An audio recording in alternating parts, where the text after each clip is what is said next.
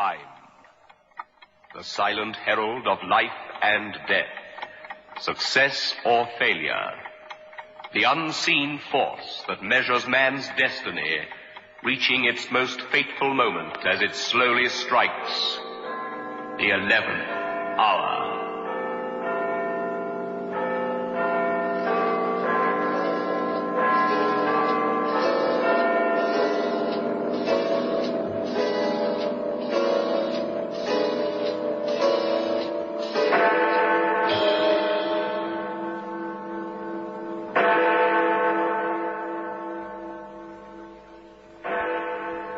Now, Sally, I've told you often enough I won't have you playing about in the passage. Have you done your homework for the weekend? Yes, Mum, of course. Then you can go and play ball in the park. Will you give me the bus fare? Bus fare? When I was a girl, we had to walk 4 miles to school and 4 miles back again. If I had to do that, you can walk as far as the park. Oh, but it's such a long way. I don't care. I won't have you playing inside. And since we don't have a garden, the park's the next best place. Now, off you go. Oh, all right. And make sure you're back before 4 o'clock. Not a minute after, you understand? Okay. And don't say okay. It's common. Okay. Oh, dear. What am I going to do with you? Bye, Mum. Sally. Yes, Mum? Here's your bus fare. Use it to come home on time. Remember that. On time. Inspector Turner speaking. Inspector, this is Mrs. Doris Grimes speaking. We've met several times. You may remember that my late husband was in the police force with you. Oh, yes, of course I do. How are you, Mrs. Grimes? Inspector, I don't want to bother you. I know you're a very busy man, but the fact is that, well, I'm in trouble. Trouble? What sort of trouble? It's my daughter, Sally. I'm afraid she's missing. She's just disappeared. Now, please sit down, Mrs. Grimes, and take things easily. I'm sorry, Inspector. I suppose you'll think I'm just an hysterical mother, and I'm trading on the fact that Joe used to work for you. I'm not thinking anything of the kind, but I have the highest respect for your late husband, and if I can be of any help, then you can rely on me. Oh, thank you. I knew that. That's why I came. You said over the telephone that your daughter is missing. Yes, but now that I'm here, of course, it all seems so overdramatic. But I've got a feeling that something's very wrong. You see, Inspector, I sent young Sally off this afternoon to play in Brinsden Park. We live in a block of flats, and I don't like kiddies playing about in the passageways. Well, she promised me that she'd be home by 4. She's always so punctual. And when 5 o'clock came and she hadn't returned, I began to worry. I know Sally's friends. I know most of the mothers, too. Well, you know how it is. Yes, of course. Go on, Mrs. Grimes. Well, Sally has a special friend, a nice young girl called Annabel Forster. I went round to the Forsters' house to make inquiries about Sally. It seems that Sally had been with Annabel in the afternoon. Her mother and Annabel told me all about it. Come on now, Annabel. You heard what Mrs. Grimes is saying. When did you last see Sally? About 3 o'clock. Where, Annabel? In the park? The park? Oh, no, we never went to the park. You didn't? No, we decided it was too far. Sally had some money on her. She said it was for the fare home, but we spent the money on ice cream. Ice cream? Oh, the deceitful little wretch. I'm sorry, Mrs. Grimes. Well, go on with your story, dear.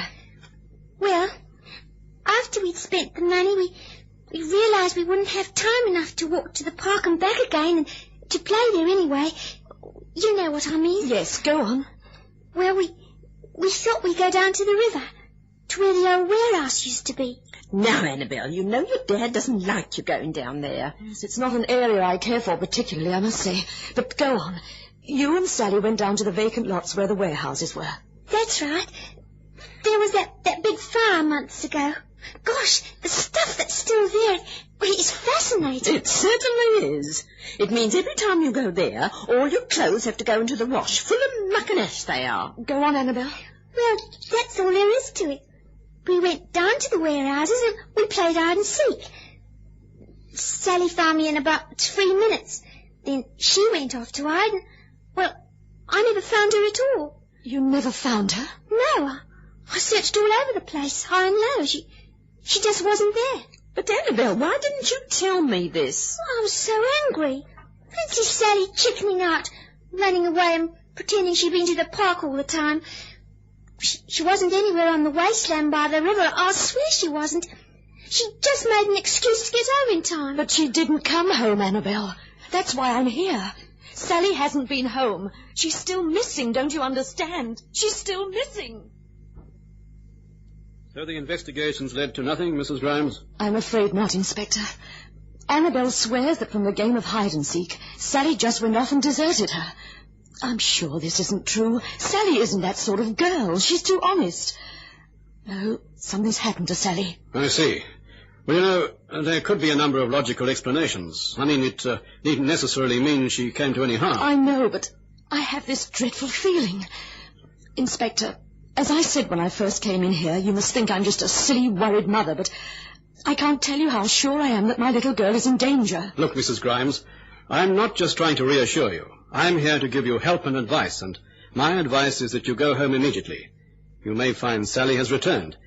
If she has, all's well. If she hasn't, then sit by the telephone. I'll be in constant touch with you. You mean that? I do. I promise you that my men and I will take up this matter immediately. Thank you very much, Inspector. I'll do exactly as you say. Well, Sarge, that's the whole story as I was told it. Oh, sounds like the usual domestic misunderstanding, Inspector.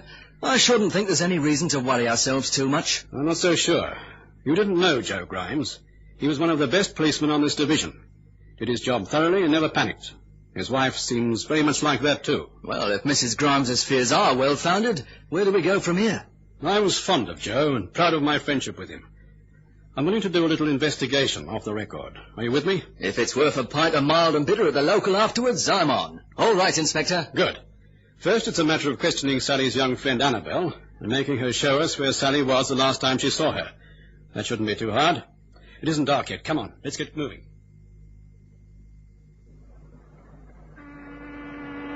Now, Annabelle, answer all the gentlemen's questions and don't be scared. I can't remember. Well, you must remember. Now, don't be silly and stop that sniffling. I've got a cold. You'll have more than that if you don't do as you're told. Now, don't be scared, Annabelle. No one's blaming you for anything. You see, we just want to help. You say that you and Sally were playing a game of hide-and-seek. That's right. I hid over there, behind the steps that lead down to the river. There are a lot of old dustbins and things there, and I covered myself up. Disgusting. No wonder you're covered with filth. But Sally soon found me. Then I turned to the wall and covered my face with my hands and counted to 100. I did too without peeping through my fingers. When I went to look for her, she disappeared. You mean you couldn't find her? That's more like the truth, isn't it? I suppose so, but I looked everywhere, sir. I really did. Supposing you took us along the very paths you went to look for her. That'll be a start anyway. You don't think she went down by the river, do you? I was facing that wall over there, and I thought she wouldn't go down to the river because that's where I'd been hiding. I thought she'd go in the other direction through the warehouses. Well, what's left of them? Well, go on, child. Show the inspector the way. All right, but don't hurry me, Mum. I'm trying to think. I came through the doorway here. Must have been the main warehouse before the fire. And then I looked into all the other little rooms. Not much coverage if you wanted to hide away. I suppose these were the original executive offices. Looks like it. Not much of them left now but the window frames. I'm covered in muck already. Really, Inspector, do you think this is necessary? I mean, it's obvious that Sally isn't here. One thing at a time, Mrs. Foster, please. Go on, Annabelle. Well, I remember looking down beyond this old staircase and walking over the rubble towards the... Oh, well, that's funny. What is? You've thought of something, Annabelle. What is it? Well, I didn't notice it before, but that old safe, that one over there by the bricks. Well, what about it? It was open when we were here this afternoon. Are you sure? Yes, I know it was. Both Sally and I had a good look at it and wondered what all those funny dials and things were. Well, it can't be in any working order now anyway. Must have been exposed to the weather for months. Well, let's see if it opens. It's firmly shut. And I tell you, it wasn't shut, it was open. We both looked into it. It was so funny lying at an angle like that. I can remember Sally saying she wondered if it had any valuable things in it. You know, jewels and things like some safes do. Yes, it may well have done. I think you should go over the rest of the ground with Annabelle. Sarge, Mrs. Foster and I will take a look down by the river. Oh, but Inspector, surely if you think... You heard, Sarge. Take the girl and get going. Oh, Annabelle, so you went on over here, did you? That's right. I tried looking all over the rest of the building. Inspector, I don't understand. Just a minute, Mrs. Foster. Let Annabelle and the sergeant get out of earshot. Now, let's do some straight talking. That safe is large enough to hold the body of a young girl, isn't it? You don't mean... Surely you can't mean it. You knew Sally Grimes. Was she big for her age? Not really. Smaller than Annabelle, if anything. But Inspector... I know what you're going to say to me, Mrs. Foster, and the answer is that I don't know. I believe Annabelle when she says that both those two girls looked into that open safe earlier this afternoon. The safe's now closed, and the sergeant has already tried to open it. Someone must have closed the door of the safe. It must have been swinging wide open for months, and yet someone in the last few hours has closed it. Now, why? You really think that Sally's inside there? That she saw it was a wonderful place to hide, and she got in and closed the door thinking that she could open it? It could be, couldn't it? Oh, Inspector, what are we going to do? Get the darn thing open, of course.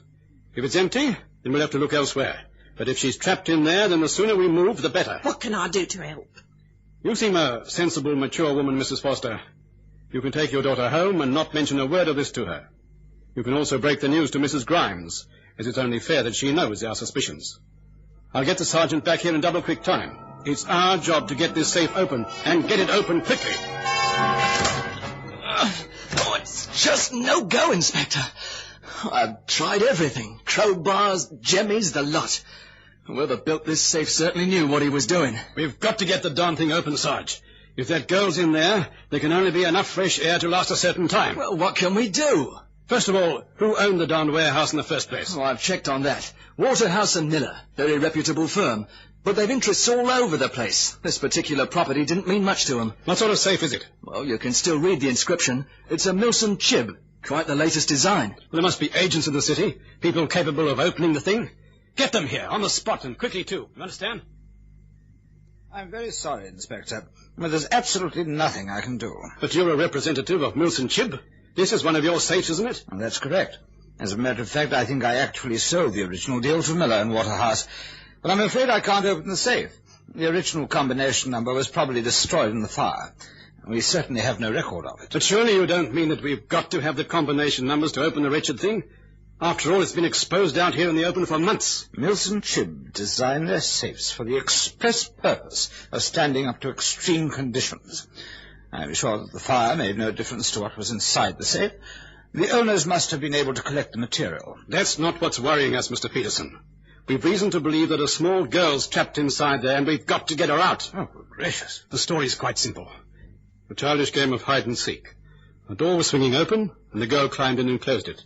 Perhaps she didn't realize that the angle at which the safe was lying would make the door slam too. Anyway, the darn thing's stuck, and there doesn't seem much hope of getting it open without your help. But I can't give you any help, Inspector. I assure you that my company do everything in their power. But short of an acetylene torch, I can't see any way of getting that safe open. What price a blowjob on that safe with a little girl inside? If she's going to die, she may as well go out quietly by lack of air. Better than frying the poor kid. You express things very crudely, Sergeant. But I'm afraid I agree with your sentiments. Gentlemen, I'm very distressed by this, very distressed. But I just can't help. Look, there are only a certain number of hours left before that girl dies of suffocation. We've got to get this thing open. Now, you say the combination is unknown to your organization. Surely Miller and Waterhouse must have records somewhere? Even if they haven't, there must be someone somewhere who's opened the safe who knows the combination. I think Mr. Waterhouse himself is the only person who has ever... Let's get him. Unfortunately, he left weeks ago after the fire. I think he and Mr. Miller are at an advertising conference in New York at the moment. Oh, no. Look, Sarge, take Mr. Peterson back to the station. Check on the whereabouts of Miller and Waterhouse. If they're in New York, then get through to them. Do everything you can from a technical point of view, and report back to me as soon as you can. All right. What are you going to do, Inspector? Something I've never done in all my life before. I'm going to visit an old enemy and try to make him a new friend. Well, this is an unexpected pleasure. Me old mate, Inspector Turner. Who'd have thought it? Hello, Larry. I'm not surprised to see you're a bit taken aback. Yeah, when the governor told me you were coming to make a social call on me, I almost asked for tea and cakes to be served. Well, of course you've come to say sorry for the troubles we've been through, and you're going to get your term of imprisonment cut me off. Is that it? No, not quite. No, I thought it wasn't. I want your help. Look, Inspector, cut it out, will you? You know that Larry the Leg was never a name I lived up to. I've never screwed on a pal in all my life, and I don't intend to now. If you want blokes who rat their pals, then you've come to the wrong one. Go somewhere else for your information. I don't want you to betray anyone, Larry. It's a paradox, but you're known by us as an honest... Oh, well, it's a pleasure, I'm sure. It's because I feel you have inside you a certain decency, which your criminal record denies, that I'm here. Yeah, well, cut the flowery words and come to the point, Inspector. I need your help to crack a safe. Oh, boy. Hello, what sort of game are you trying to play? Are you kidding? Is this April Fool's Day or something? I've never been more serious in my life. Now listen to me carefully. A few months ago, there was a fire at some warehouses near the river.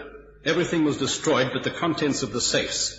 They were left deserted in the rubble, and no one bothered about them until today, when two small girls decided to play hide-and-seek on that very site. So you see, that's the position we're in. We can't open the safe, and we're almost 100% sure that Sally Grimes is trapped in there. The governor of this prison has given me permission to use your undoubted talents to open that safe before the child dies. You want me to crack a safe legitimate? Blimey. It's an extraordinary proposition, I agree, but a child's life is at stake. But now, who'd have thought that my trade would come in useful to the law? God, that's a good one, Inspector. You know it really is. It's not a joking matter, Larry. I'm quite serious, and every moment you delay puts that girl in greater danger. Yeah, I can see that. But, you've forgotten one thing, haven't you, Inspector? What's that? It was Joe Grimes, that kid's father, who put me inside. He was responsible for shutting me up in this dark cell for 5 years. Now, why the devil should I get his kid out in the sunshine? Just answer me that one. I'm sorry, Inspector, it's a dead loss. Peterson was right in everything he said. There are no records at the company of the combination of that safe. Waterhouse had it changed because of a lot of robberies in the district. I see. And Waterhouse himself? Well, Peterson's right again. He's in New York on business. Even if we trace him and eventually get through to him and he remembers the combination, it'll be far too late. We can't give up, Sarge. We just can't. How's Mrs. Foster? I've tried to calm her down. No sense in having hysterical women about at a time like this. How long does Peterson think we've got? Well, he reckons that the kid'll be a goner unless we get her out within the next half hour. What have you been up to, Inspector? I did an extremely unorthodox thing, Sarge. I appealed to the only man in London who can open that sort of job in the time at our disposal. A safecracker, Larry the Lag. Blimey, that's an idea. Yes, but what I didn't realize was that Joe Grimes, the girl's late father, was the one member of the police force responsible for imprisoning Larry. If I ever gave a man a chance of full revenge, I have done so tonight. So what do we do, Inspector? The only possible hope. Mrs. Grimes is to be put completely in the picture. She, and she alone, may be able to get the cooperation we so desperately need. This way, Mrs. Grimes. Thank you, Inspector. Allow me to introduce you. Mrs. Grimes, Larry Mitchell. Yeah, he really means 2005637. That's my number. And my common name is Larry the Leg. I'm not at all interested in your name or your number. But I've been told by the inspector that you're the one man in London who can help save my child's life. Yeah, well, I'm a convict. I'm going straight. Didn't the inspector tell you? My safe-breaking days are over. I think I've said all I can. If you'll excuse me, I'll call back in a few moments, Mrs. Grimes. The easy way out. Leaves me exposed to the charms of the first woman I've seen in 5 years. Yeah, good looker, too. I'll say that for Joe Grimes, he had taste. Don't stall me. You know why I'm here. I know that my husband was responsible for your imprisonment. I also know that there's an outside chance that you may be able to save my child by opening that safe down by the river. Look, do you really think I'd help anyone connected with Joe Grimes? I wouldn't be here if I didn't. Well, give me one good reason. You're a crook. That's my reason. What? I'm a desperate woman. I've lost a husband and I'm about to lose a child. But I'm not a fool and I've never lacked courage. My husband did his job as he saw it. He was a professional. He had guts. I think you've had guts yourself once. And you were certainly professional. From your point of view, it was too bad that Joe got the better of you. But Joe's dead. Any hatred you've had for him won't harm him now. Killing isn't your trade. You're a safe breaker, and you'll be killing if you don't open that safe within half an hour. You know, you're quite a girl, ain't you? Am I? And what sort of man are you? Larry, the lag. Well, Inspector, we've rigged up the lights. It's as powerful as we can make it. Should be enough, Sarge. You've taken a devil of a chance, Inspector. One does in desperate cases like this. Oh, here they come. Do you think there's still a chance, Inspector? I can't say. We can only hope. It's really up to our friend here, isn't it? Look, I'm not doing this for you, Inspector, or the flaming police force. But let's have no more talk. Just show me the job. Here. It's a Milsom Chib. Uh-huh. Yeah, newfangled developments. You know, you shouldn't have shut me away for so long. I've not caught up in the latest gadgets. You don't think you can do it? We'll see. Clear the ground. I got as much light as possible on it for you. Now, there speaks an amateur. Look, mate, I've opened my best jobs in the pitch dark. It's a question of touch and, sensitivity. Now, just let me sandpaper my fingertips. They get a bit callous saying nowadays, you know. All right. Get back now and leave me alone. Go on, all of you. Get back and don't crowd me. I don't think I can stand it, Inspector. Shh. You've been doing wonders so far. Don't let him see you doubt him. Don't give way. But he's been so long. Sally can't be alive. Even if he opens it now, she can't be alive. Yes, she can. There's still time. Yeah, give us a hand, Sarge. I think it's a question of brute force now. No. The mechanism won't work. Just put some beef behind it.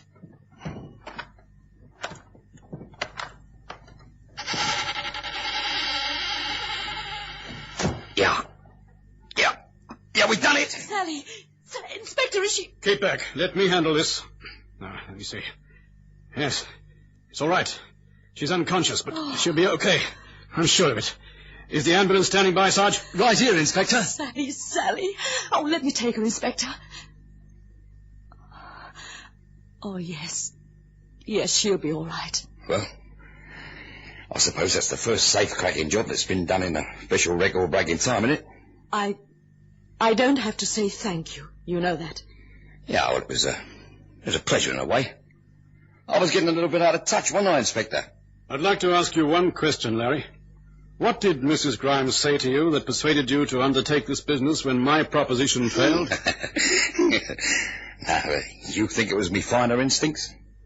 Playing on me emotions? Sentimentality? No, it wasn't. She just made it a professional challenge, that's all. That isn't true, Larry. Of course it is. No. That was the way to make you do it. But your real motive was concern for this little girl you've never seen. Here. Take her. You've saved her life. Carry her to the ambulance for me. And I think you'll realize when you hold her exactly how much both of us have learned from what's happened tonight. The 11th hour.